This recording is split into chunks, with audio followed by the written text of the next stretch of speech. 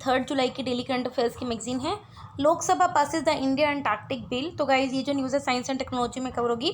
अभी क्या बिल ने ये जो पास किया उससे क्या होएगा, जो अंटार्कटिका ट्रिटी है उसको थोड़ा फोर्स मिलेगा और इससे क्या होएगा, जो भी हमारे डोमेस्टिक लॉज हैं, जो भी रिसर्च स्टेशंस जो भी इंडिया के द्वारा सेटअप किए गए हैं डिफरेंट डिफरेंट जगह पे कंट्रीज में, ठीक है, उन सब पे ये एक्सटेंड होगा इन द अंटार्कटिक रीजन। ठीक है, अंटार्कटिका ट्रिटी जो साइन हुई थी 1959 में 12 कंट्रीज के द्वारा और इसको इंप्लीमेंट किया गया था 1961 में। प्रेजेंटली जो इस ट्रीटी की जो टोटल नंबर ऑफ कंट्रीज है वो 54 है, जिसमें इंडिया भी इसका मेंबर है। की हाईलाइट्स के इस बिल के आप जब देख सकते हैं, अंटार्कटिका में क्या कोई भी इंडिया कुछ एक्सपीडिशन नहीं कर सकता कि बिना परमिशन के या रिटर्न ऑथराइजेशन के लिए फ्रॉम अनदर पार्टी। मतलब कि अगर सपोज करो कुछ भी इंडिया को कुछ अंटार्कटिका में कुछ करना है, न्यूक्लियर एक्सपीडिशन या कुछ भी करना है, वो नहीं कर सकता, तो प्रोहिबिशन है। ठीक है, और बिना परमिशन के नहीं कर सकता। इसके अलावा क्या है, एक फंड कॉन्स्टिट्यूट किया गया so that Antarctica research work को वेलफेयर मिले और एनवायरनमेंट को प्रोटेक्शन करने के लिए। ठीक है, क्योंकि वो आइसी कॉन्टिनेंट है। इसके अलावा क्या है, इंडियन कोर्ट्स की जो जुरिस्डिक्शन है, जैसे सुप्रीम कोर्ट हो गया, हाई कोर्ट होगी, वो अंटार्कटिका तक भी एक्सटेंड होगी और जो भी पीनल प्रोविजन है क्राइम्स के वो सब इम्प्लीमेंट होंगे on the continent by Indian citizen, foreign citizen who are part of the Indian expedition. मतलब एक्सपीडिशन का मतलब क्या है, इंडिया जो भी अपना अंटार्कटिका पे जो भी अपना रिसर्च वर्क है या कुछ भी जो काम करती है, तो वो सारे के सारे अगर कुछ ऐसा चीज़ हो रही है, वहाँ कुछ क्राइम टाइप कर दिया, तो वो सभी के सभी मतलब कि जो लॉज हैं वो कवर होंगे। ठीक है, इसके अलावा इसमें कमेटी एस्टेब्लिश करी on Antarctica governance and environment protection, जो क्या करेगी, जो भी मॉनिटर करेगी, इंप्लीमेंट करेगी कि जो भी काम हो रहा है वो इंटरनेशनल लॉज या स्टैंडर्ड्स के अकॉर्डिंग हो रहे हैं नहीं। इसके अलावा अंटार्कटिका पे माइनिंग, डिग्रेडिंग एक्टिविटीज़ बिल्कुल प्रोहिबिट की है। ठीक है, जो वहाँ की प्रिस्टीन कंडीशंस को इफेक्ट करती है। सिग्निफिकेंस के इससे क्या होएगा, हम अंटार्कटिका की एक्टिविटीज़ को रेगुलेट कर सकते हैं और ग्राउंड रूल्स कुछ कर सकते हैं फॉर पोटेंशियल डिस्प्यूट। इसके अलावा जो भी मैराइन लिविंग सोर्सेज हैं वहाँ पे, ठीक है, उसको जो वहाँ पे एक्सप्लॉइट कर रहे हो आप, मतलब वहाँ की जो भी लाइफ है उसको एक्सप्लॉइट कर रहे हो, वो प्रिवेंट होगा। ठीक है, इसके अलावा it will open way for Indian researchers to explore no man's land. अब जो इंडिया का क्या क्या मतलब अंटार्कटिका में इंडिया ने कितना कंट्रीब्यूट किया हम जरा देखते हैं। इंडिया ने अंटार्कटिका ट्रीटी साइन की थी 1983 में और सून उसको कंसल्टेटिव स्टेटस भी मिल गया था। मैड्रिड प्रोटोकॉल साइन किया था इंडिया ने, जो 1998 में फोर्स में आया था। ये अंटार्कटिका को डेजिग्नेट करता है natural reserve which is devoted to the peace and science. ठीक है, इंडिया किस किस का member already, council of managers for national Antarctica programme, scientific committee of Antarctica research and commission for conservation of Antarctica marine living resources. तो इन सब का India member है। इसके अलावा इंडिया के कुछ रिसर्च स्टेशन भी हैं, मैत्री है, भारती है। इसके अलावा दक्षिण गंगोत्री सबसे पहले रिसर्च स्टेशन था, लेकिन इसको फिर बाद में मतलब कि डिसमेंटल कर दिया था। फाइन, नेक्स्ट न्यूज़ है law panel to examine the simultaneous election. तो गाइस ये जो न्यूज़ है पॉलिटी एंड गवर्नेंस में कवर होगा। अभी क्या है, साइमल्टेनियसली पार्लियामेंट्री के भी इलेक्शन हो रहे हैं, असेंबली के भी इलेक्शन हो रहे हैं, मतलब किसी भी स्टेट में हो रहे हैं। ठीक है, तो इस इशू को रेफर किया गया लॉ कमीशन को for a practicable road map and framework. मतलब क्या है, सिंपल बात की, अगर सपोज करो एमपी के भी इलेक्शन हो रहे हैं, लोकसभा के भी हो रहे हैं, उधर किसी पर्टिकुलर स्टेट में भी इलेक्शन हो रहे हैं, तो एक साथ में दो तरह इलेक्शन हो रहे हैं, तो इस क्या क्या होना चाहिए, क्या क्या रोड मैप होना चाहिए, क्या फ्रेमवर्क होना चाहिए, तो इसके लिए इस चीज़ को रेफर किया गया लॉ कमीशन को। साइमल्टेनियस इलेक्शन का मतलब क्या होता है कि इंडिया की जो इलेक्शन साइकिल है वो इस तरह से है कि वो इलेक्शन लोकसभा में भी हो रहा है, स्टेट असेंबलीज में भी हो रहे हैं, अंडर विच जो वोटर्स हैं पर्टिकुलर कॉन्स्टिट्यूंसी में वो एक दिन पे मतलब दो जगह वोट देंगे। ठीक है, तो क्या रोड मैप होगा, तो अगर साइमल्टेनियस इलेक्शन होता है तो इसकी सिग्निफिकेंस क्या है। सबसे पहले रूलिंग पार्टीज ज़्यादा फोकस कर सकते हैं गवर्नेंस पे instant of being constantly in election mode. Voter का टर्नआउट भी अच्छा होगा क्योंकि एक ही दिन में वो दो जगह वोट कर देगा। एनॉर्मस कॉस्ट रिड्यूस होगा क्योंकि कहाँ प्रचार बंदे को दो अलग अलग इलेक्शन के लिए करना पड़ेगा, कहाँ एक ही बार में वो दोनों का प्रचार कर देगा। ठीक है, इसके अलावा टाइमली आप इम्प्लीमेंट कर सकते हो गवर्नमेंट की पॉलिसीज़ को। ठीक है, इश्यूज़ क्या आता है, ये तो हमने इंपॉर्टेंट समझ लिया क्या फ़ायदे हैं। इश्यूज़ क्या आता है, साइमल्टेनियस इलेक्शन होल्ड करने से क्या होता है, वोटर्स की क्या जजमेंट है वो थोड़ा इफेक्ट करती है नेशनल और स्टेट लेवल पे।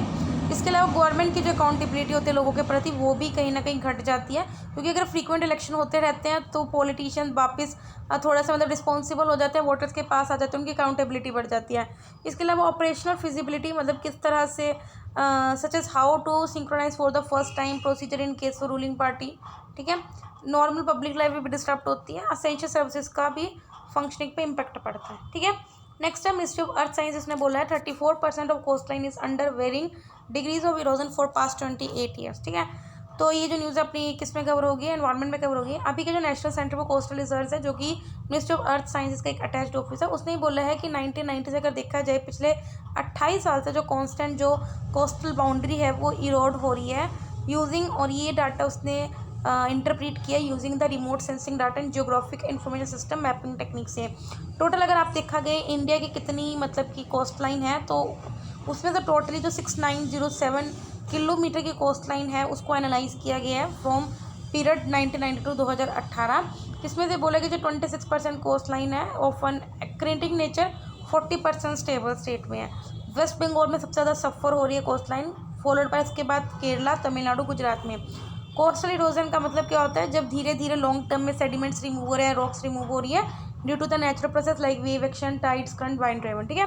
अब national assessment of shore line changes along Indian coast के द्वारा भी बोला है कुछ ह्यूमन एक्टिविटीज़ हैं जैसे कोस्टल स्ट्रक्चर्स बना रहे हो, बीच एंड माइनिंग, इनकी वजह से भी क्या कोस्टल इरोजन होती है। इम्पैक्ट करेगा अगर इतनी जो कोस्ट लाइनिंग है वो इरोड हो रहेगी, तो जो वहाँ पे एनिमल प्लांट हैबिटेट है वो डिस्ट्रक्ट होगा। फिशिंग इंडस्ट्री जो स्पेशली डिपेंडेंट है कोस्टल हैबिटेट पे, वो भी उनको भी इकोनॉमिकली इम्पैक्ट आएगा। फर्टाइल लैंड लॉस होगा, ठीक है। ट्रांसपोर्ट इंफ्रास्ट्रक्चर और टूरिज्म का भी लॉस होगा। मेजर्स क्या लिए गए हैं, क्योंकि देखो ये भी आया था कि 2030 तक, शायद 2030 तक या उसके बाद कुछ सालों में गोवा, मुंबई, गोवा के कुछ पार्ट्स वो अंडर वाटर चले जाएंगे, ठीक है। मेजर्स क्या लिए गए हैं to prevent the coastal erosion. एक तो Indian national service for ocean information services ने कोस्टल वल्नरेबिलिटी इंडेक्स को स्टार्ट किया, जिसके अंदर हम देखेंगे कि सी लेवल कितना राइज हो रहा है along the Indian coast. Integrated coastal zone management plan है जो देखेगा किस तरह से हम कोस्टल के जो नेचुरल सोर्सेज को किस तरह सस्टेनेबल वे में यूज़ कर सकते हैं। एक है National Centre for Sustainable Coastal Management Chennai, जो कोस्टल जोन मैनेजमेंट के एरिया पे रिसर्च करते हैं including the coastal resources and environment. Fine. Next news है Biotechnology Industry Research Assistant Council, that is the BIRAC, एक ऑर्गेनाइजेशन है डीबीटी के अंदर, उसने रिलीज़ किया है इंडियन बायोइकोनॉमी रिपोर्ट 2022। देखो बायोइकोनॉमी क्या होती है, वो इकोनॉमी जहाँ पे जो बेसिक रॉ मटेरियल होता है, मतलब क्या जो भी आप प्रोडक्ट बना रहे हो वो उसका जो रॉ मटेरियल होता है वो कोई बायोलॉजिकल रिसोर्स होता है, ठीक है। तो it is defined as an economy where the basic building blocks for the material, chemical and energy are derive from the renewable biological sources, ठीक है। कोई भी प्रोडक्ट है, चाहे वो एनर्जी हो चाहे वो केमिकल्स है, वो डिराइव हो रही है किसी रिन्यूएबल सोर्स से, जैसे vaccine, therapeutics, diagnostics, BT cotton, biopesticide, biofuel, bioenzyme, ये सब बायोइकोनॉमी का पार्ट है। इंडिया टॉप 3 में है साउथ एशिया में, और टॉप 12 डेस्टिनेशन है बायोटेक्नोलॉजी की वर्ल्ड में। अप्रोक्सीमेटली 3% शेयर करते हैं ग्लोबल बायोटेक्नोलॉजी इंडस्ट्री में इंडिया, ठीक है। बायोटेक्नोलॉजी का मतलब यही है कि हम किस तरह से इंडिया को मतलब कि हम चाहते हैं कि बायोटेक्नोलॉजी सेक्टर को हम एक सनशाइन सेक्टर बना सकें, सो दैट हमारी इंडिया इकोनॉमी पे मल्टीप्लाई इफेक्ट है, मतलब कि मल्टीप्लाई मतलब हमारी ग्रोथ होए मल्टीप्लाई में, ठीक है। समझ में आ गया। की फाइंडिंग्स क्या करंट स्टेटस के, करंट जो कंट्री की बायो इकोनॉमी है वो $80 बिलियन 2021 में पहुंच चुके हैं, जो कि 2.8% कॉन्ट्रीब्यूट करती है जीडीपी। माना जा रहा है 2030 तक $300 बिलियन पहुंच जाएगी। इसके अलावा इंडिया ने सबसे ज़्यादा काम किसमें किया, वैक्सीन और थेराप्यूटिक सेगमेंट में। बायो एग्री जैसे एग्रीकल्चर में specially bio kitten, BT cotton, biopesticide, वो अपनी बायो इकोनॉमी को डबल कर रही है, उसकी कॉन्ट्रीब्यूशन 2025 तक $20 बिलियन हो जाएगी, जो अभी $10.5 बिलियन है। Biotech industry already $1 billion cross कर चुके हैं R&D स्पेंडिंग में। बायोटेक क्या है ऑलरेडी बता चुकी हूँ, वैसे बायोटेक सेटअप किया गया है बायो डिपार्टमेंट ऑफ बायोटेक्नोलॉजी, एक इंटरफेस एजेंसी है जो भी बायोटेक एंटरप्राइजेस के जो भी मतलब कि इंटरवेंशन होते हैं उनको स्ट्रेंथन करता है, उनको एम्पावर करता है, ठीक है, ताकि हम रिसर्च इनोवेशन उनको और जगह सपोर्ट कर सकें, फंडिंग प्रोवाइड करता है एक्चुअली में। इससे रिलेटेड बायोटेक रिलेटेड कुछ इनिशिएटिव जैसे मिशन कोविड सुरक्षा, जिसके अंदर हमने कोविड-19 वैक्सीन डेवलपमेंट मिशन स्टार्ट किया था। नेशनल बायोटेक्नोलॉजी डेवलपमेंट स्ट्रेटजी जो 5 साल की है, इसके अंदर ये है कि हमें कुछ नॉलेजेस इनोवेशंस हैं जो बायो इकोनॉमी से आएगी। एस्टेब्लिशमेंट ऑफ बायोटेक पार्क हो गया, biotech ignition grant call for North East region, ठीक है। तो ये सब चीज़ें हैं। नेक्स्ट है Supreme Court recognise right to be forgotten says it's a part of right to privacy. तो अगेन ये news update polity and governance में कवर होगी। सुप्रीम कोर्ट ने डायरेक्ट करा है कि हमें क्या करना है कि Supreme Court directed its registry to remove details of couples एम्ब्रोल्ड in the bitter marital discord from search engines and internet as it causes embarrassment, social stigma to women and infringes her privacy. Simple बात ये कि अगर किसी की शादी हुई है, ठीक है, अब उसके बाद क्या उन लोगों में डिस्प्यूट चल रहा है, ठीक है, या फिर उनका रिलेशन अच्छा नहीं है, तो अगर वो अलग हो जाते हैं तो ये बात बोला कि उसको भूल जाओ, अब जो हो चुका सो हो चुका, अब उसको भूल जाओ, उसके जो भी रिकॉर्ड्स हैं उसको राइट टू बी फॉरगॉटन, ठीक है।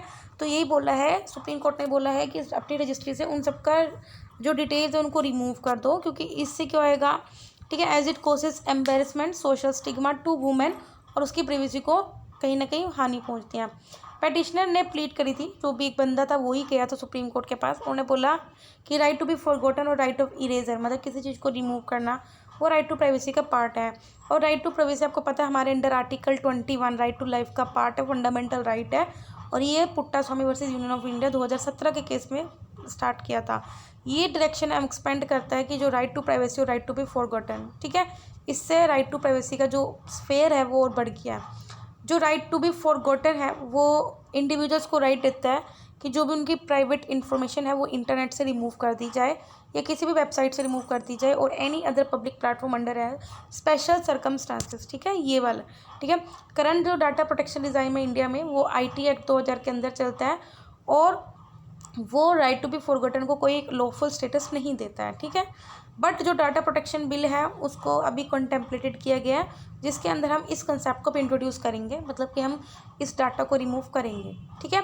जो राइट टू बी फॉरगॉटन है वो बैलेंस बना के रखता है between one's right to privacy and right to information, ठीक है। ऐसा नहीं है कल को थोड़े दिन बाद कोई RTA फाइल करे उसको कुछ ना मिले, पर ये बैलेंस बना के रखेगा in the larger public interest और for the state legislative needs, ठीक है। तो आई होप आपको समझ में आएगा राइट टू फॉरगॉटन का मतलब क्या है, एम क्या है। नेक्स्ट है Africa's first malaria vaccine global alliance GAVI announces the $160 million support for roll out. तो गाइज ये जो न्यूज़ अपना इसमें कवर होगी, जैसे एनवायरनमेंट वगैरह में होगी, तो इंटरनेशनल सपोर्ट आई है जिसके अंदर पहला मलेरिया वैक्सीन अफ्रीका में रोल आउट होएगा 2022 से 2025 तक, सो दैट वहाँ पे अफ्रीका में क्योंकि सबसे ज़्यादा रहता है तो वहाँ पे लोगों पे वैक्सीन ज़्यादा एक्सेस करा सकें चिल्ड्रन, उन चिल्ड्रंस को जो ज़्यादा रिस्क में रहते हैं इलनेस या डेथ के। पहला जो मलेरिया वैक्सीन था अफ्रीका में वो स्टार्ट हुआ था घना कीने मालवी से 2019 में पायलट स्केल पे, फिर लेकिन एक्सपेंड हो गया और कंट्रीज़ में भी, ठीक है। मलेरिया एक एक्यूट फेब्राइल इलनेस है जो पैरासाइट के काटने से होती है, वो जो लोगों में स्प्रेड होती है through the bites of infected female Anopheles mosquito. WHO की वर्ल्ड मलेरिया रिपोर्ट 2021 के according 241 million malaria cases estimate हैं, और उसमें से 6,27,000 मलेरिया की वजह से डेथ्स होती हैं 2020 में, ठीक है। मलेरिया प्राइमरी कोज है, लोगों जो बच्चों की क्यों इल होते हैं, डेथ होती है सब सहारन अफ्रीका में, ठीक है। तो ये सब नोट करना वैली बात है। इंडिया में मलेरिया का क्या स्टेटस है, इंडिया में 83% एस्टीमेट केसेज हैं और 82% मलेरिया की वजह से डेथ होती है इन WHO साउथ ईस्ट एशिया, मतलब साउथ ईस्ट एशिया रीजन में 83% इंडिया कंट्रीब्यूट करता है। सोच रहे हो कितना ज़्यादा। कोरोना तो बस नाम से बदनाम है, मलेरिया और भी बुरा हाल है। इंडिया ने लॉन्च किया था national framework for malaria elimination, जो ये प्रोग्राम 2016 से 2030 था, जिसके अंदर ये था हमारा कि मलेरिया को हम एलिमिनेट करते हैं अपने इंडिया से, ठीक है। गोल ये था कि हमें 2027 तक मलेरिया को बिल्कुल रिमूव करना है और अच्छे से एलिमिनेट करना है 2030 तक। मेजर इंटरवेंशन क्या था इसमें, कैसे हम करेंगे, पहले अर्ली डायग्नोसिस करेंगे, उसका ट्रीटमेंट करेंगे, हम वेक्टर मैनेजमेंट करेंगे जो भी वहाँ पे इंसेक्ट्स हैं, कम्युनिटी मोबिलाइजेशन, ठीक है। अब हम बढ़ते हैं छोटी छोटी न्यूज़ पे। सरना रिलीजन डिमांड, अभी क्या है कुछ 5 स्टेट्स के जो ट्राइबल कम्युनिटीज़ हैं जैसे झारखंड, उड़ीसा, असम, बिहार, वेस्ट बंगाल, वो सेंटर से डिमांड करें कि उनके रिलीजन को सर रिलीजन रिकॉग्नाइज किए गए और उनको इस कैटेगरी के अंदर लाया जाए इन अपकमिंग सेंसस, ठीक है, क्योंकि 2011 के बाद अभी तक सेंसस हुआ नहीं है, ठीक है।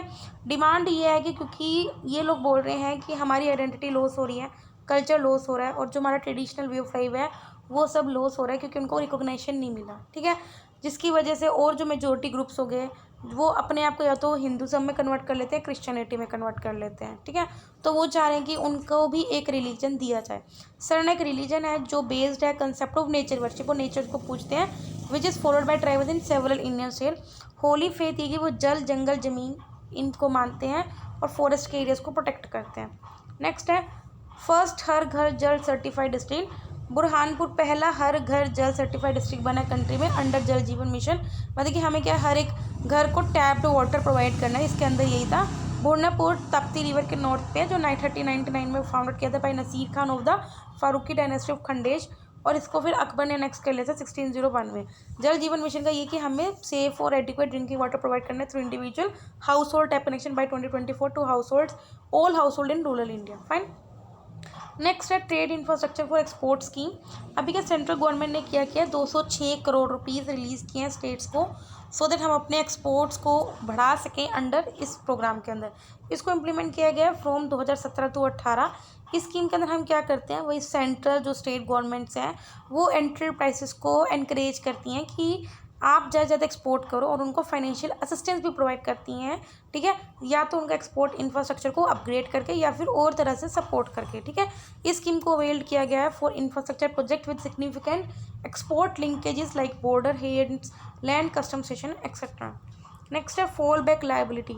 Parliamentary standing committee on commerce, उसने क्या किया, ई कॉमर्स प्लेयर्स को डिसमिस्ड किया है आर्ग्यूमेंट में कि उनका अगर उनके प्लेटफॉर्म पे कोई भी आइटम सोल्ड हो रहा तो उनका उस पर कंट्रोल नहीं है। Parliamentary standing committee on commerce has dismissed e commerce players this argument that they have no control over the item sold on their platform. मतलब कि जैसे अमेज़न हो गया, आपको पता है अमेज़न क्या करता है, और जो आपके डोमेस्टिक जो लोकल मार्केट के जो लोग हैं उनको अपने साथ, जैसे जोमेटो है, जोमेटो क्या करता है, वो खुद से थोड़ा बेचता है, ठीक है, वो भी तो और रेस्टोरेंट है उनके साथ उसने टाई अप करा होता है तो उसके प्रोडक्ट को आपके पास भेज देता है। ऐसे अमेज़न भी ऐसे ही करता है, ठीक है। तो उन्होंने बोला है कि उसमें क्या है, ई कॉमर्स का कोई कंट्रोल नहीं है अगर कोई चीज़ उसके प्लेटफॉर्म पे बिक रहा है, ठीक है। इसमें क्या है, तो ई कॉमर्स प्लेयर्स बस एक तरह का इंटरमीडिएट की तरह एक्ट करते हैं जो कुछ कंप्लेंट्स को रिजॉल्व कर लेते हैं, ठीक है। लाइक सपोज अगर आपका प्रोडक्ट पहुंच गया, अगर वो फटा हुआ है या डैमेज्ड है तो वो कंप्लेंट को रिजॉल्व करता है, ठीक है। तो मतलब ये है कि सारी की सारी लायबिलिटी का मतलब कि जिम्मेदारी, ठीक है, जैसे आपने पैसा लिया, कोई लोन पे लिया है तो आपकी लायबिलिटी है कि उसको आपको उतारना ही उतारना है, ठीक है, तो उसे लायबिलिटी बोलते हैं।